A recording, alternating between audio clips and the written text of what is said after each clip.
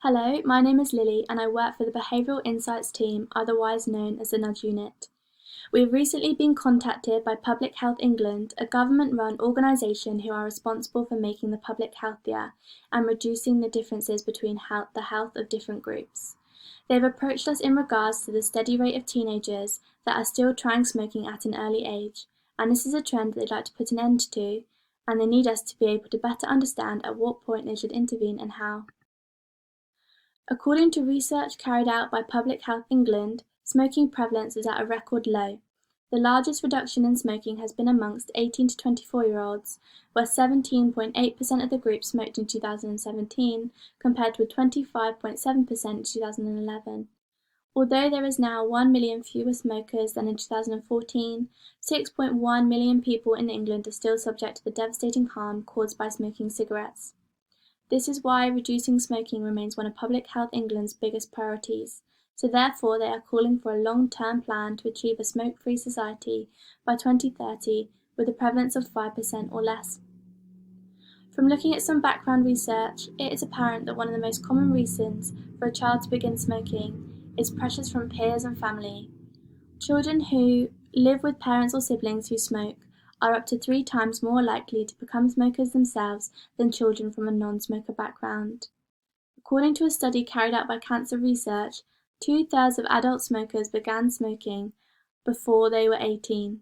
It estimates that each year around 205,000 children in the UK start smoking.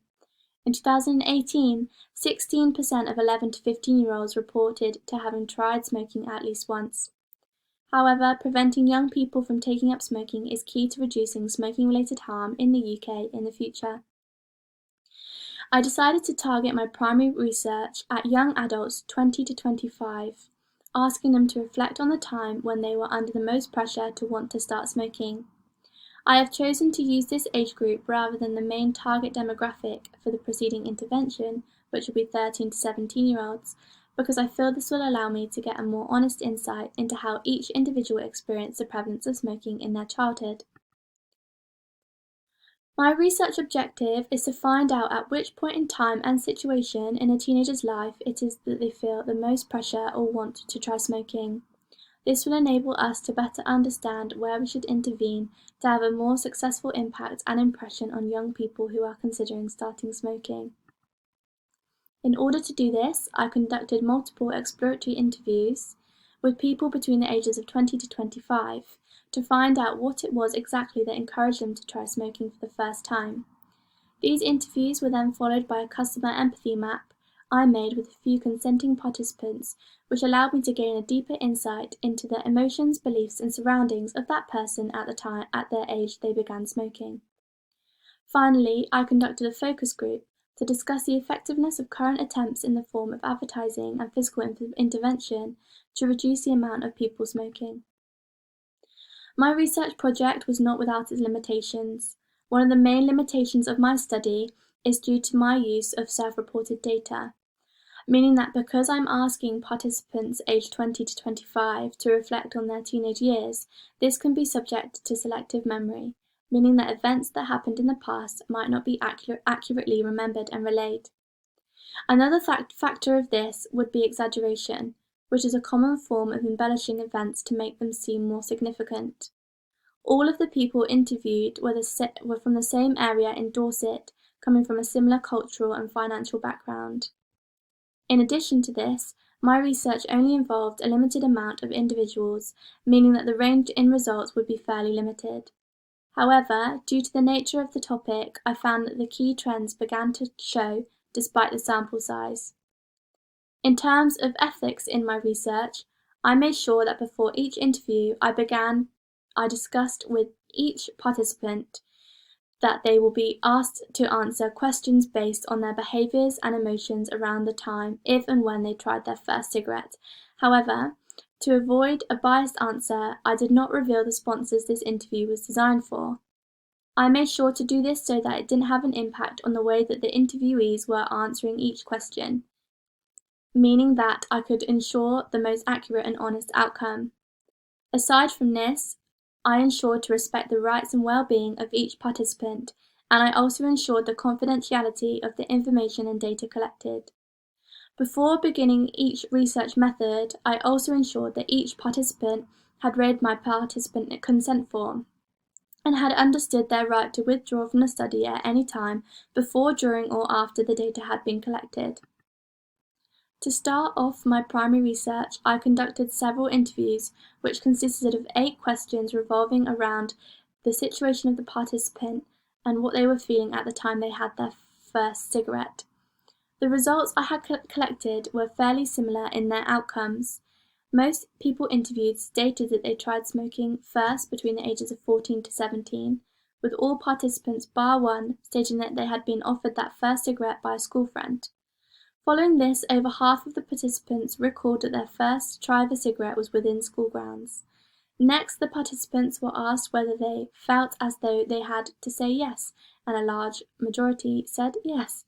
And then, when further asking why, many said that it was their want to fit in, feel accepted, or to look cool. After this, the participants were asked to recall how they felt during the first try, with the results being fairly divided. Some stated that they felt nervous, disappointed, and unsure, whereas others remember feeling cool, grown up, and rebellious. However, when asked how they felt after, every result was negative, with responses such as sick, dirty, guilty, and worried about our parents finding out. And finally, when questioned if they had continued smoking into their adult life, 9 out of 11 participants answered yes. From my interviews, I conducted 2 empathy maps, one of an individual who had tried smoking and one who hadn't, to further understand the thoughts and feelings of each participant at the exact time that they had experienced the pressure to smoke. I decided to use 2 people with opposite experience with smoking to see whether there were any key differences between them which could help us to see what it is that may have encouraged the participant who did try smoking to behave in this way. Because of the nature of the subject matter, both participants asked to remain anonymous. Both participants whose data was collected in these empathy maps were males aged 20. By keeping these 2 factors the same, it allowed me to eliminate the more obvious differences. One of the most common themes within the empathy map of the yes participant is how desperate he felt to fit in with what was considered to be the more popular group within his secondary school. The participant states that most of his people around him were trying it, so he thought, why not? In terms of environment and social influence, the participant goes on to discuss how he was on the rugby team and all the boys would have a cigarette after a match. Alongside this, both his older brother and father were both smokers. In comparison to this, participant No explains how throughout his childhood, both his parents had stressed the importance of staying away from smoking, as the participant stated that he got to see firsthand the negative effect that smoking has on your health in his nan. In terms of environment, participant No also stated that within school he was largely unfazed about being considered cool and tended to concentrate more on his studies. Following on from this, I thought it would be interesting to conduct a focus group to discuss the effectiveness of the current way the government and health services are trying to prevent smoking. One of the key points I was able to take away from this is that although the images on packs of cigarettes are harrowing, most people are able to choose to ignore the subject matter. I found that this was mainly due to the fact that images are demonstrating what may happen in the future, and it was suggested that it would be more effective to show the immediate effects. Following on from my primary research, I conclude that although the prevalence of smoking within the general population has decreased significantly, it is still a common trend for teenagers to try smoking whilst they go through their school years. As predicted, one of the most common factors in making this decision is peer pressure and that want to fit in. It is also clear that at the time they are deciding to try a cigarette, issues such as lasting negative impacts on health and expense weren't at the forefront of their minds. From this, I recommend that we work on a more present intervention encouraging teenagers to notice the effect smoking has on them immediately rather than in the future. In addition to this, the feeling of being cool and fitting in while smoking may be the most important issue to address. It may be effective to find another aspect of teenage life that has a less damaging impact on health but can still fulfill the individual's desire to feel like they are not missing out and still has the same rewarding inclusion from peers. Thank you.